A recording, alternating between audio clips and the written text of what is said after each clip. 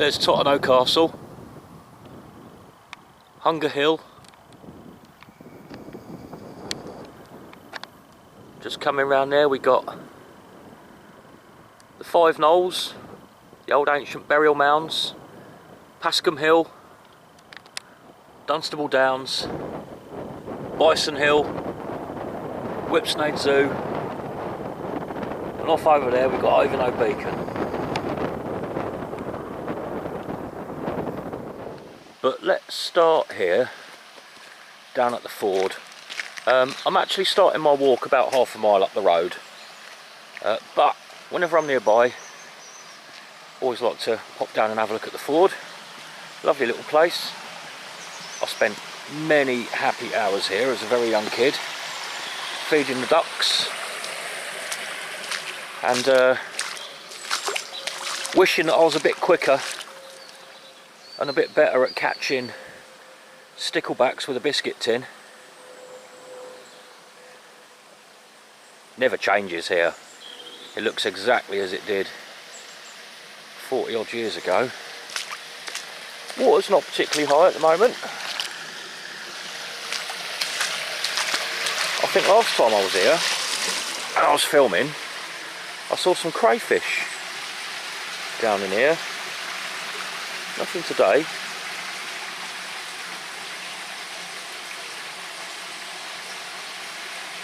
Just a quick little look.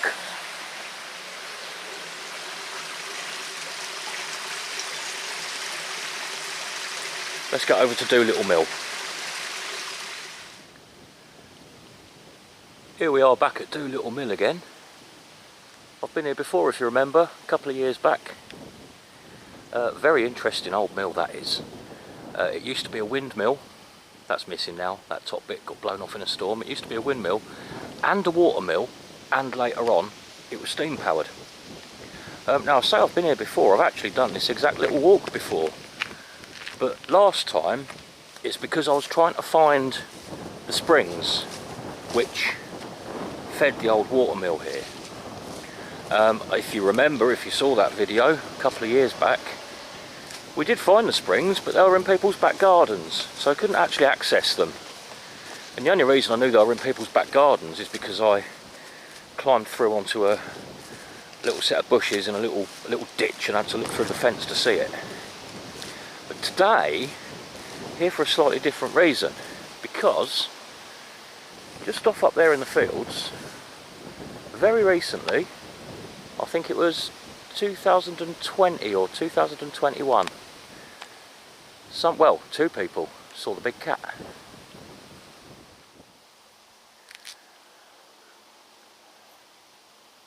You can probably just about make out the old windmill tower there, and it was just next to it, behind these bushes there, that there was a leat dug off of a natural tributary of the River Ousel to feed the water wheel, which isn't there anymore, but would have sat just about there.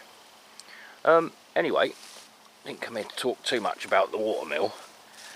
Since I was last here, I discovered that there used to be a gallows standing here at Doolittle Mill. It seems a bit odd at first. I thought, why would there be a gallows down here at the water mill and the windmill, when just up there, let's have a look, see if I can peek through. Yeah, just up there at the end of that wheat field we're looking at, runs the oldest remaining ancient trackway in England, the Icknield Way. Now, knowing that gallows were always, well, gallows were generally put in very obvious places so that everybody could see what was going on, and it could serve as a warning, it makes you wonder, why would they not put their gallows up there on the Icknield Way, where all the travellers will see it, all the passers-by? Why stick it down here, on a little lane just outside Edlesborough? Well, I think the reason is probably, it just goes to show what busy and important places mills were. Can you imagine the modern day equivalent? You'd be popping down to your local co-op corner store, or driving into town for a supermarket, and seeing a bunch of executed criminals hanging in the car park. That's pretty much what they were doing by putting a gallows next to Doolittle Mill. I would imagine a very large percentage of the local population would be visiting that place on any given day.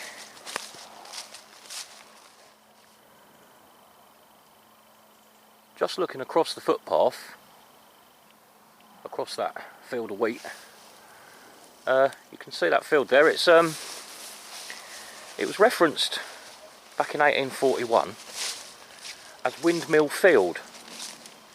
So that tower that you can see at Doolittle Mill these days is obviously post 1841, because in 1841 they called that Windmill Field, and just a decade or so before that, or after that, roughly the same time anyway, at about the same time, I read a will from the owner of the mill.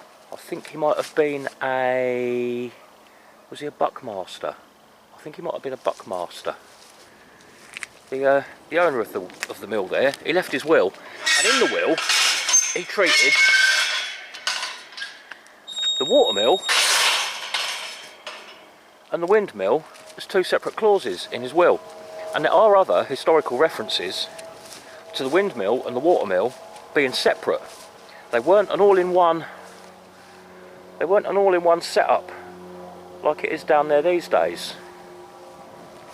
So it's thought that what with that being called Windmill Field, that's where the windmill originally stood, possibly even two of them.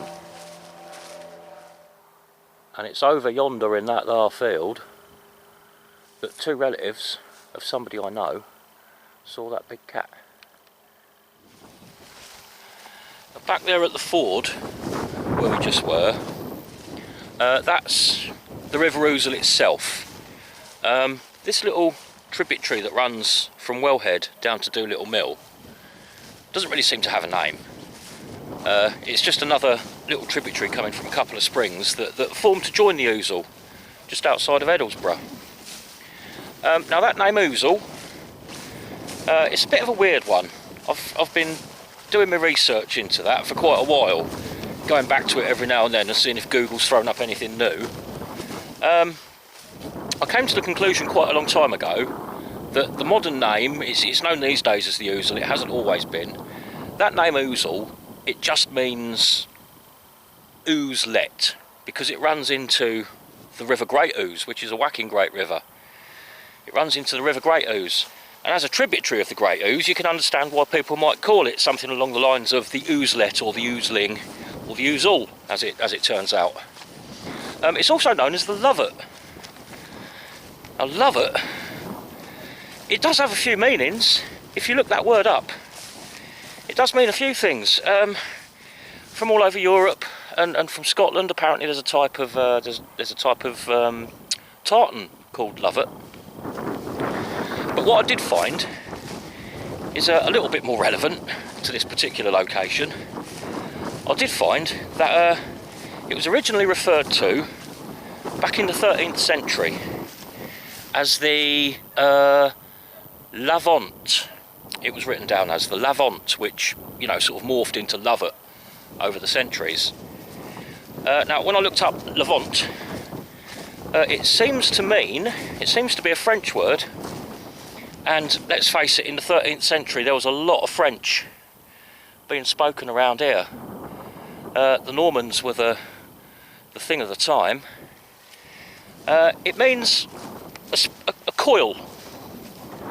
Coil, like a mechanical spring, not a water spring, you know, a mechanical spring.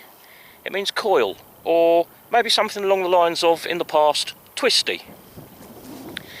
And the ousel certainly is, the Lovat, the ousel, it certainly is twisty, because it comes out of the foothills of the Chilterns there behind me, where actually in certain places it comes out pretty quickly, but as soon as it gets down here into the Vale of Aylesbury, it's all very flat and it meanders a lot. It is a very twisty river on its way up to Newport Pagnell, where it joins the Great Ouse.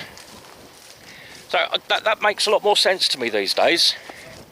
I can see that that originally came from a Norman word meaning coiled or twisted, and eventually changed name completely and became the ouzel, named after the fact that it runs into the Great Ouse.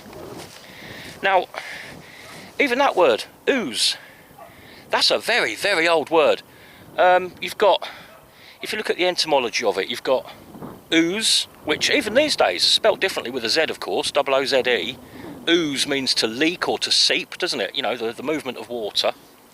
And if you look back at lots of languages all over this part of the world and across Europe, you've got ooze, you've got wisa, you've got vasa, water, voda. They all come from that original word, which would have been something like ooze. And I wonder, I think actually, I probably don't even need to look it up. I'm going to guess that that's Proto-Indo-European. So, Paleolithic even.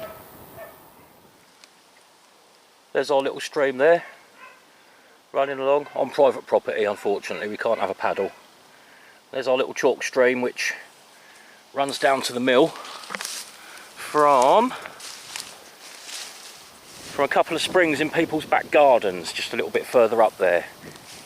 The stream's running along the side of the footpath, between the footpath and the houses in Wellhead. You can see where it runs along here, where all the trees are. And those springs, they're just a little bit further ahead on the right in people's gardens. But I noticed on the LiDAR, I love looking at LiDAR maps. They're really interesting. You can pick up so much from looking at them that you can't see on other maps. Off there in the distance, you can see Pascombe Hill. And Pascombe Pit is sort of the big gouge that's taken out of the side of it. Back in the day, it was used as a military rifle range. I think this was First World War even. It was used as a military rifle range and a missile range. So Pascombe Hill over there, it's got a great big hole in the side of it where they were firing missiles at it for a few years. There even used to be a pub on the main road there, just next to it, called the Rifleman. That's long gone now. When you look at that LiDAR map, and you look at this little stream that we've got here, that's joining the Ouzel, just back there past the mill, and you've got Pascombe Hill up there, on the LiDAR map you can very clearly see a great big gully, or what I suspect probably used to be an extension of this stream.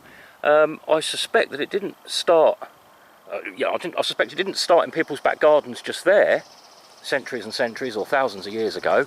It looks as though to me it actually started back in the day coming out the side of Pascombe Hill. I'll show you that on the LiDAR later, it's dead obvious. These things do shift around over time. Water tables rise and fall, the landscape is changed and manipulated over time. It does make me wonder, I mean, okay, that big gouge out of the side of Pascombe Hill, which ended up as a military firing range, it might have already been a bit of an indentation in the landscape from previous historical quarrying for chalk or flint. Lots of different things could have changed over time, and when you look at that LiDAR map you really can see how it used to start right up on the top of the hill there, sorry, on the side of the hill, not down here next to Wellhead, just as you sort of drop into the vale. Anyway, enough of that. We're just approaching roughly where that big cat was seen. I don't have much to tell you, but I just love the fact that it's not something I picked up on the internet. It's a very nearly first-hand account. We'll be there in a sec. It's just opening up on the bushes now and we can have a look. Two separate sightings, in fact, by two members of the same family. I think, if I remember rightly, there's actually a third sighting from a person in that family. At Tottenham School, out the back of Tottenham School many years ago. But I won't mention the person who told me this. He might not want people thinking that he's stark raving mad. I certainly don't think he is. I'm pretty sure we've got big cats roaming around here. But the story I was given is that his family used to rent these fields not very long ago. We're talking, it was either 2020 or 2021, just a couple of years back. They used to rent and farm these fields. Maybe they still do, but certainly at the time they did. And the guy who told me this, he said that his mum and his uncle both saw the big cat One of them saw it in this field here, and the other one saw it on this footpath that we've just been following up from the mill. It was a black cat, as are most of the sightings around here, including the sightings that have been recorded up on top of Dunstable Downs golf course up there, and behind me off to the west at Ivanhoe Beacon. They've all been black cat sightings, and so were other black cat sightings over at Tottenham there. It's certainly quite a busy area, isn't it? For all these leopards, lynxes, cougars, whatever it is people are seeing. Black one, I'd say that's, what do they call it, a melanistic leopard, a black leopard basically. Lots and lots of sightings around here over the years, and most of the ones that I'm aware of have come from books or Google searches. It's great to hear of one which hasn't been generally publicised. They're certainly not in it for the fame or anything like that, you know, not just trying to get into the local paper or on the local radio by coming up with silly stories. And these are farming people as well. They know what a cat looks like. They're not some city idiot out on a walk who sees a tabby and goes, oh my god. These are people whose experiences you can probably trust. Now I'm pretty sure it was the same guy who told me that, I think he said his dad saw a big cat out of the window, I think he said. I might have remembered this wrong. I'm pretty sure this is what he said on my video ages ago. Saw a big cat out of the window of Tottenham School in the fields behind the school. I think that's how it goes. Damsons, look. Lots of them.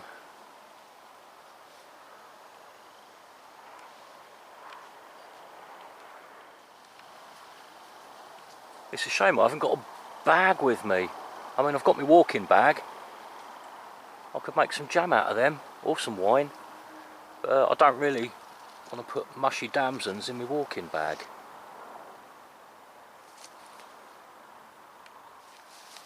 If I carry on just a little bit further up towards Wellhead Road, we do stumble upon a spring or two there which, although they're not actually accessible, you can see them over a little wire fence. Now, actually, you can see that we're getting close to the spring. I hope the camera's going to pick this up. I'm not going to go too far through these brambles, but oh crikey, they're deep brambles. You probably can't see it, but down there it's really deepened. There's a little gorge there where the water's flowing. If we just keep going upstream a little bit, we can see a really nice little corner. It's a very attractive little corner where the springs are. They're not gushing springs, they seem to be just sort of, you know, seeping up out of the ground springs. And hopefully we won't get too much traffic noise.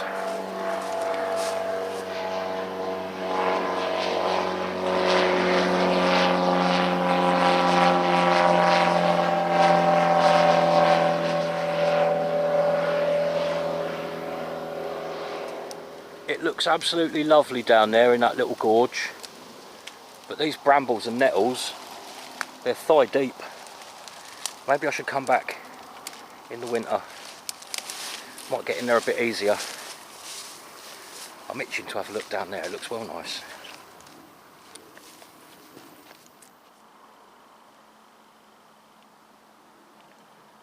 There you go, look, I've just managed to break through the bushes. I can't get down any deeper, down to the water.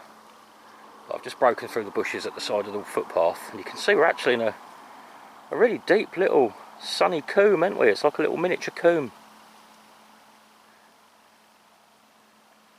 formed in the side of the foothills here. I'd love to be able to get down there one day. So many little bits like that along the bottom of the hills here that I'd love to be able to get into to have a look at, but they're private land, you can't. There's Combe Hole just to the west, at the bottom of, literally almost very much at the bottom of Ivanhoe Beacon. And the other place I'd love to be able to go is just a few hundred metres over the road there. It's the official source of the River Ouzel. It's on the property of Willow Farm, I think it is. Or is it Valence? No, it's Willow Farm. Over there on Willow Farm, if you look at the map, and again if you look at the LiDAR and look at the contours of the land, that's where there are 2 or 3 springs which are the official source of the River Ousel. I think by the official source what they mean is that with the most volume of water coming out. This is also a source of the River Ousel, but a minor one compared to what's over on Willow Farm. I don't know what they've actually got going on in there, but when you look at the map and you look at the contours, it looks a hell of a lot to me like Barton Springs. Probably not gushing out at quite the rate Barton Springs does, but all the same, something along those lines. I'll probably never get to see that. It's a shame. Now actually, just a little bit further along the footpath here, it's all a bit more open and it's nowhere near as steep. Okay, today I'm still shoulder high in dog rose, brambles and nettles. You can see where the water goes along the bottom there. I'm pretty sure actually in the winter when everything's died back a bit, this might well be the spot to get in there and have a look from.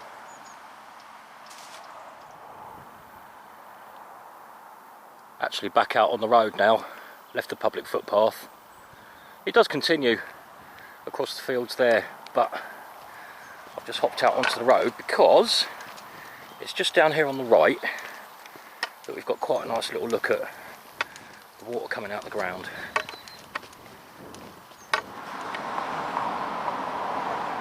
There you go, look, just down in the middle of the screen you can just see the glint of the water where it seeps up out of the ground. It's not a gushing spring, but you can see I've got the main road just behind me there. That's the B489 Tring Road. It looks to me as though this has all been plugged up in order to build the road across the top. If you can just see over there, that is publicly accessible. I'm just going to try and cross the road without dying, and I'll give you a quick glimpse of where it heads off up to Pascombe Hill, and we'll look at that on the LiDAR when we get back to Big Sue's. The springs are just down in that dip there on the corner of Wellhead Road, and if you come across the road into the grounds of the London Gliding Club, this is where we've got that gully that I think was once the original beginnings of that stream coming out of the side of Pascombe Hill, which is just up there. Let me just get a bit of better light for you. There's Pascombe Hill, and just over the top of this field, over the hump, is what they call Pascombe Pit. And you can very, very clearly see on the map, you can see that there's that gully that comes down from Pascombe Pit, out of the side of Pascombe Hill, follows around the side here, across the grounds of the Gliding Club. You can walk up here. What I am taking to be the original route of that little stream. Now, was it the footpath here? No, it wasn't the actual footpath. I remember looking on the LiDAR, you could see the footpath, but then just ever so slightly, a couple of metres to the west, you could see that gully showing up clear as anything. But can we see it from the ground under all this vegetation?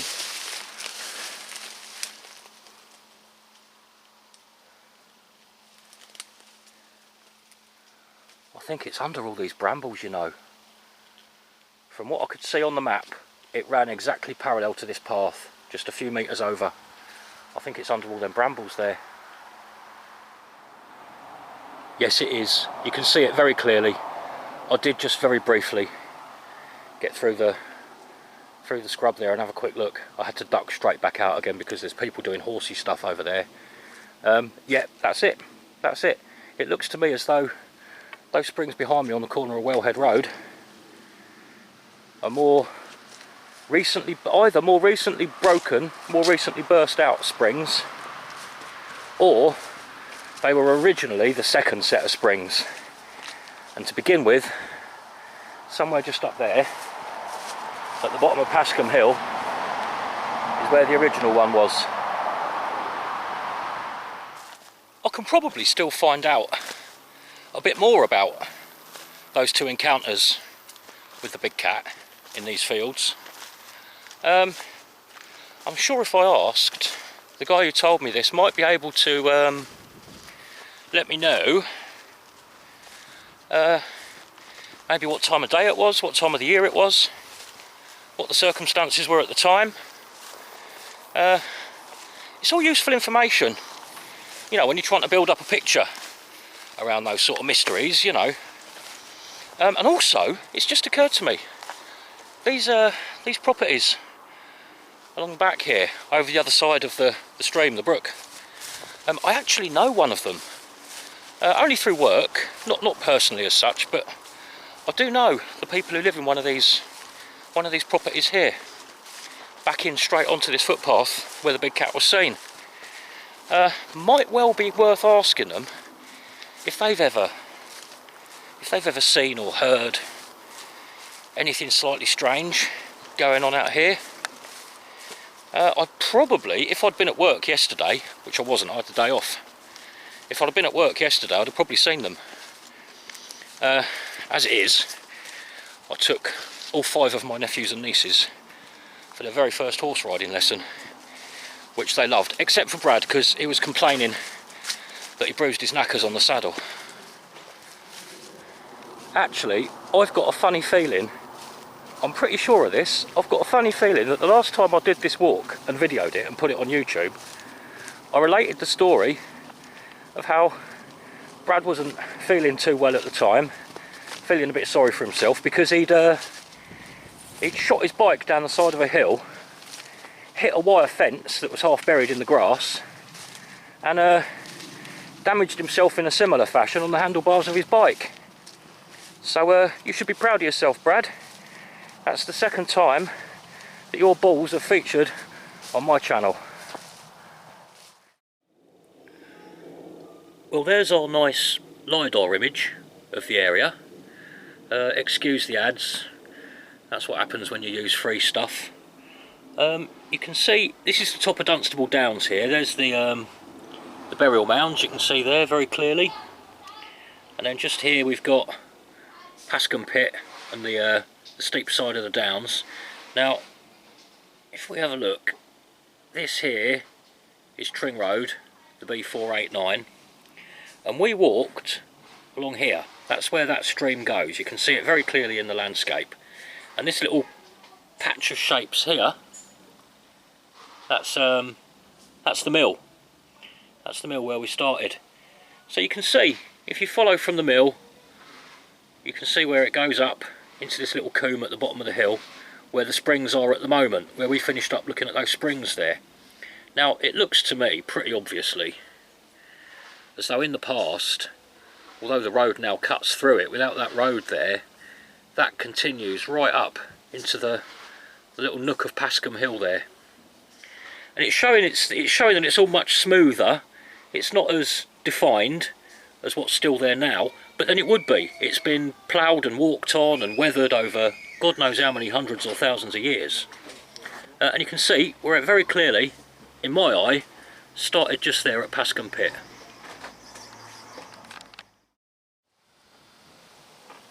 I've just thought, maybe the likes of Tesco's and Morrison's and Sainsbury's, instead of filming us all when we're trying to do our shopping and trying to pay and scan things through, instead of doing that and infringing on all sorts of rights that we should have, maybe they should just hang executed criminals in the car park. That would be a much better deterrent.